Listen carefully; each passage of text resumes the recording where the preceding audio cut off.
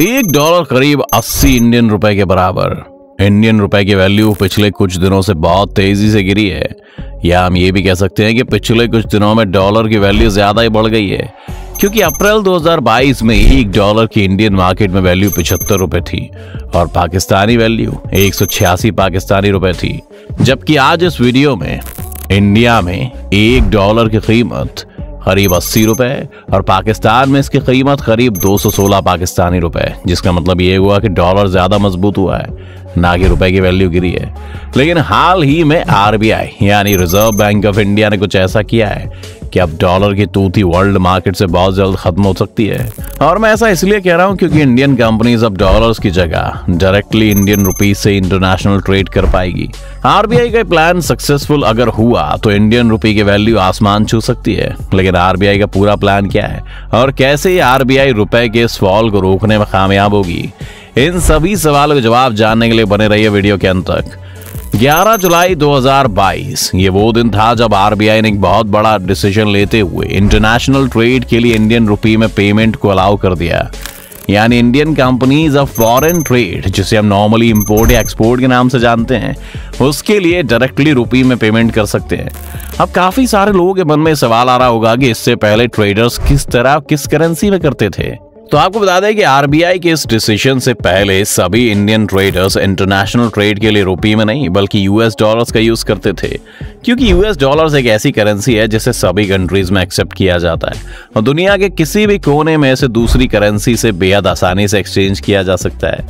इसे ऐसे समझते हैं, मान लीजिए इंडिया की कोई कंपनी है जिसे जर्मनी की किसी कंपनी को पेमेंट करनी है, तो वो कंपनी हमारे इंडियन रुपये में पेमेंट एक्सेप्ट नहीं करेगी, क्योंकि इंडियन रुपये उस जर्मन कंपनी के लिए किसी काम का नहीं है। इसीलिए उसकी जगह वो कंपनी यूएस डॉलर्स में पेमेंट एक्सेप्ट करेगी, क्योंकि आगे जब भी उसे जरूरत होगी तो वो दूसरे देश से कोई चीज परचेज करने के लिए उन डॉलर्स का यूज आसानी से कर सकती है। और यही वजह है कि इंटरनेशनल ट्रेड सेटल करने में हमारे इंडियन ट्रेडर्स को डॉलर्स में पेमेंट करनी पड़ती है।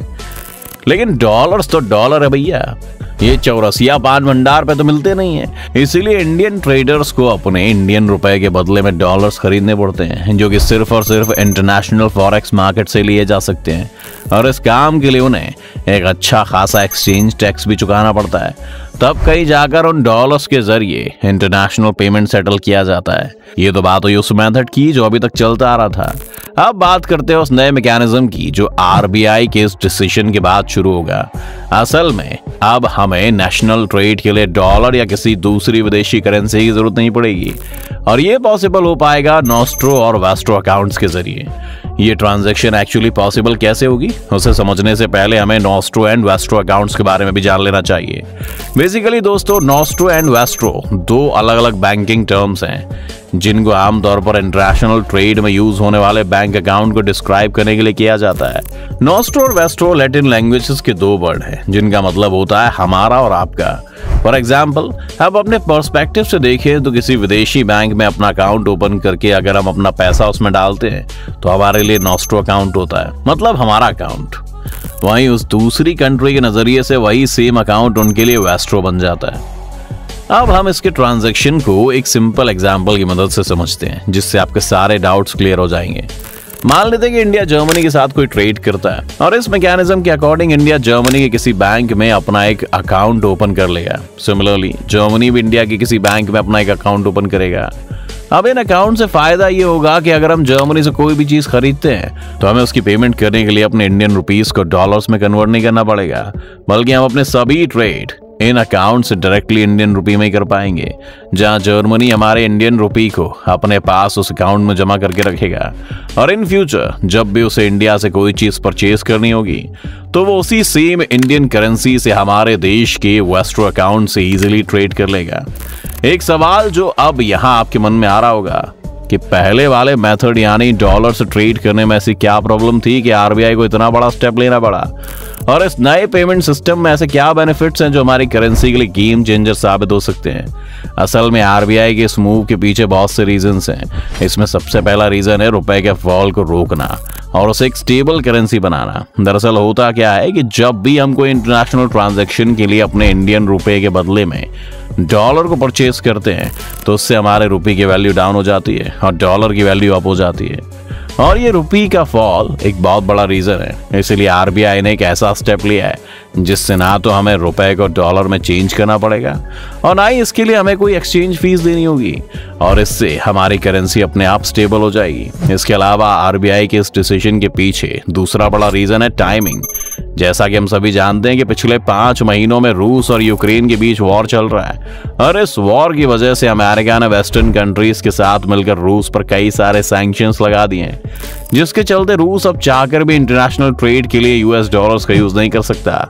और इन सैंक्शंस की वजह से रूस की सिचुएशन आज ऐसी हो गई है कि वो दुनिया की किसी भी करेंसी में ट्रेड करने के लिए तैयार हो गया है। और इस मौके का फायदा उठाने के लिए ये नए डिसीजन खास तौर पर इसी टाइम पर लिया गया है, क्योंकि इस समय रूस के साथ इंडियन रुपये में ट्रेड करना और एक नया ट्रेडिंग सिस्टम बिल्ड करना बहुत सिंपल होगा।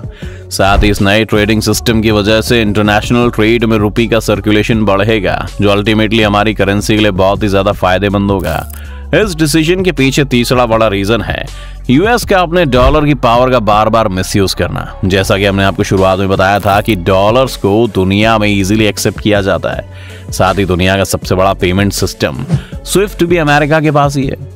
ऐसे में दुनिया के ऑलमोस्ट सभी देश अपने इंटरनेशनल ट्रेड के लिए डॉलर और स्विफ्ट पर डिपेंड हो जाते हैं, और अमेरिका फिर इसी डिपेंडेंसी का गलत फायदा उठाता है। आपको जानकर हैरानी होगी कि अमेरिका एक ऐसा देश है जो दुनिया में सबसे ज्यादा सैंक्शंस लगाता है, और रूस यूक्रेन वॉर की वजह से जिस तरह इसने रूस पर सैंक्शंस लगाए हैं उसे देखकर सभी देश अब पूरी तरह सावधान हो गए, क्योंकि सभी को ये डर है कि अगर कल किसी बात को लेकर उनके रिश्ते अमेरिका से खराब हो गए तो भी इसी तरह इन पर भी सैंक्शंस लगाकर उन्हें बर्बाद कर सकता है। और यही वजह है कि दुनिया का कोई भी देश अब डॉलर या अमेरिका पर पूरी तरह से डिपेंडेंट नहीं रहना चाहता है। इसलिए बहुत सारी कंट्रीज धीरे धीरे करके अपनी डॉलर की डिपेंडेंसी को कम कर रही हैं।